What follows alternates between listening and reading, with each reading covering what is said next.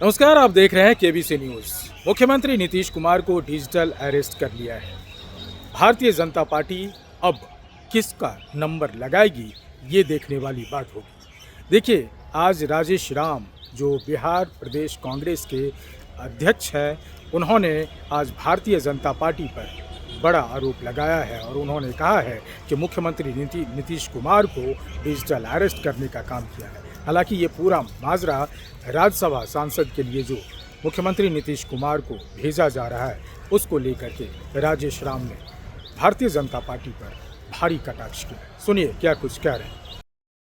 तो वो भी हम लोगों के लिए आश्चर्यजनक नहीं था और ये आज के नीतीश कुमार जी के घटना भी आश्चर्यजनक नहीं है। मैं उसको दोनों को जोड़ करके आपके सामने बात रखना चाहता हूं। पहली बात ये कि वोट चोरी हुई और वोट चोरी में केवल विपक्ष में हम इंडिया गठबंधन के तरफ से यदि लड़ रहे थे तो परोक्ष रूप से हम भारतीय जनता पार्टी से लड़ रहे थे और अप्रत्यक्ष रूप से भारतीय जनता पार्टी राष्ट्रीय जदयू से भी वो चुनाव लड़ रही थी, उनके साथ भी संघर्ष कर रही थी और जदयू को भी वो साथ साथ हराना चाहते थे। इंडिया गठबंधन को हराना चाहते थे वोट चोरी के बदौलत और जदयू को भी हराना चाहते थे। हम उनसे सीधा फाइट कर रहे थे और जदयू को पर्दे के पीछे से हटाने की प्रक्रिया जारी थी और हम लोग उस दिन भी कहे थे कि हम संघर्ष तो कर रहे हैं, लेकिन ये बात जदयू को समझ में नहीं आ रही है, लेकिन देर सवेर समझ में आ जाएगी और आज ये समझ में आ गई। अब समझने वाली बात यह है कि अगला नंबर किसका आने वाला है। मैं उसका भी आज भविष्यवाणी कर देता हूं, आप लोग रिकॉर्ड में रखिएगा। अगला भविष्यवाणी के तौर पर अगला नंबर चंद्रबाबू नायडू का होगा और वो आने वाला समय में आप पाएंगे कि वो भी कहीं ना कहीं कुछ निर्णय लेके और मीडिया के सामने आएंगे कि मैं तो ये निर्णय ले लिया। तो ये अगला नंबर चंद्रबाबू नायडू का है। अब यदि इसका आप सवाल कर सकते हैं कि भाई ये कैसे है, तो उसका प्रमाण है, आपके साथ जानते हैं उस प्रमाण को। और वो प्रमाण ये है कि इनको साथ जिनको साथ रखा, देखिए राजनीति में चाहे रंग क्षेत्र में दो तरह की प्रतिद्वंद्विता चलती है, दो तरह से लड़ाइयां लड़ी जाती है। एक लड़ाइयां लड़ी जाती है कि हम सामने से लड़ रहे हैं, तो ये लड़ाइयां राहुल गांधी जी संसद से लेकर रोड पर और बिहार प्रदेश कांग्रेस कमेटी लड़ाई सीधी लड़ रही है।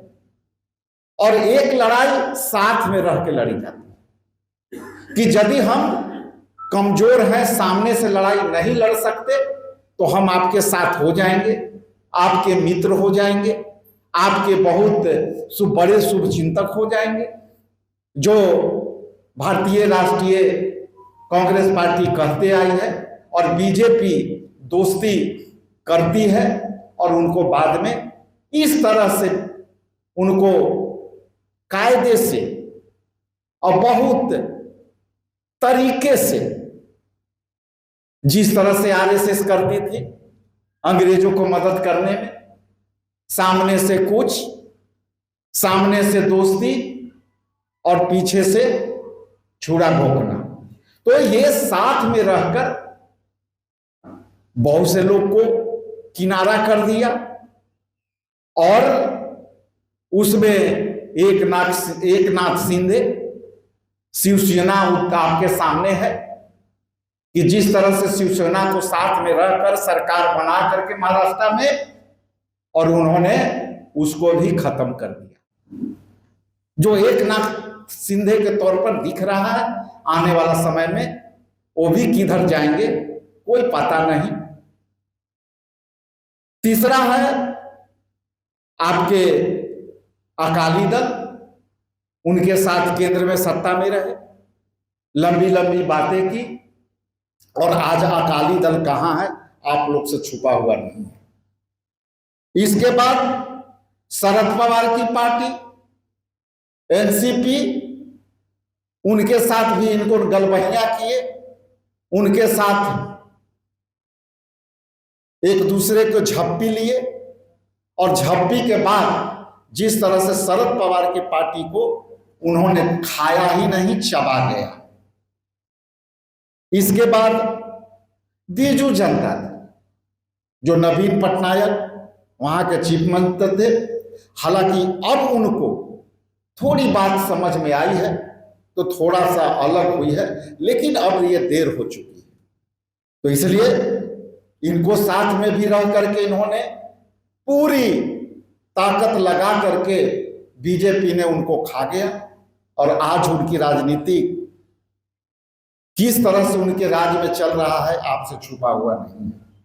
VA साहब जो आप देखे होंगे कि उनके साथ भी रहे, और जिस तरह से उनको कमजोर कर करके वो खत्म करने का प्रयास किया, वो भी आपके सामने है। YISR उनके भी उदाहरण है। तो इतनी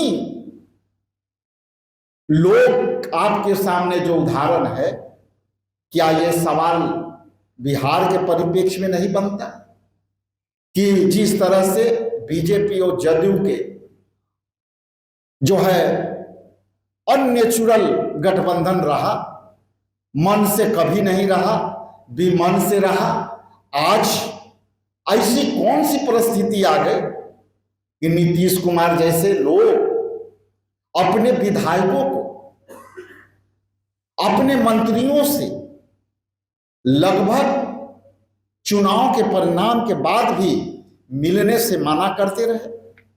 आखिर कौन लोग थे जो उनके आवास पर नहीं मिल पा रहे थे, उनके विधायक नहीं मिल पा रहे थे, उनके जो पॉलिटिकल साथी थे वो नहीं मिल पा रहे थे? तो ऐसी कौन सी परिस्थिति थी, जो कौन सी ऐसी लोग थे जो उनसे मिलने से भी रोक रहे थे? और ऐसा जब उनके जो आप ही लोग के मीडिया में विजुअल आए, उससे देखने से ऐसा प्रतीत होता है कि जिस तरह से सीटिंग अरेंजमेंट सम्माननीय माननीय मुख्यमंत्री जी के लिए अलग से रखा गया था, और बाकी लोग को सीटिंग अरेंजमेंट थी केंद्रीय मंत्री से मिलने में, वो भी बहुत कुछ दर्शा देता है।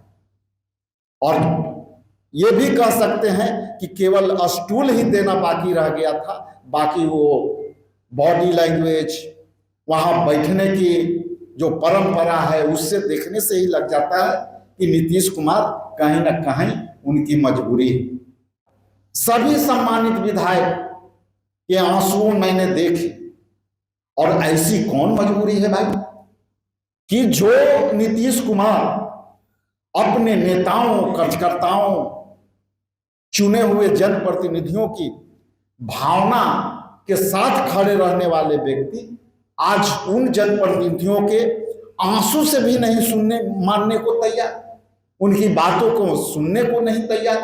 इसलिए मैं इतना जरूर कहूंगा कि कहीं ना कहीं ये जो है नीतीश कुमार जी को डिजिटल अरेस्ट कर लिया गया है, और वो डिजिटल अरेस्ट में अभी वो चल रहे हैं, और कुछ बातें कहना भी चाहते हो तो नहीं कह पाते हैं। और उनके जो हजारों हजार लाखों लाख कार्यकर्ता हैं, उनके चाहने वाले जो लोग हैं, बिना उनके विश्वास में लिए ये कैसे निर्णय हुआ, ये आप समझ सकते हैं। उनकी लाचारी क्या है, उनकी विवशता क्या है, ये हर कोई जानता है। और आने वाला समय जिस तरह से सामाजिक न्याय के लड़ाई नीतीश कुमार लड़ते थे, क्या समाजवाद के लड़ाई लड़ने वाले लोग, जॉर्ज फर्नांडिस समाजवाद के लड़ाई लड़े, नीतीश कुमार लड़े, लालू जी लड़े। आज नीतीश कुमार जी समाजवाद के लड़ाई को क्या बीजेपी के हवाले कर दिया और जो आरएसएस के एजेंडे पर समाजवाद चलेगा? ये मेरा सीधा सवाल है कि क्या समाजवाद के आंदोलन से निकले नीतीश कुमार जी के ऐसी कौन सी मजबूरी है जो आरएसएस के एजेंडे पर जो है कॉम्प्रोमाइज हो गई है। बहुत बहुत। तो आपने सुना भारतीय जनता पार्टी पर कटाक्ष करते हुए राजेश राम ने जिस तरह से बताया है कि मुख्यमंत्री नीतीश कुमार को डिजिटली अरेस्ट किया है और उसके बाद चंद्रबाबू नायडू का ही नंबर है और राज्यसभा सांसद के लिए ज़रूर कोई न कोई वजह है। आखिर ऐसी मजबूरी नीतीश कुमार को क्यों हो सकती है? साथ ही साथ राजेश राम ने यह भी बताया कि जो समाजवाद के विरोधा रहे हैं, समाजवाद को लेकर के जाने जाते हैं, अब समाजवाद को भी भारतीय जनता पार्टी चबा चुकी है।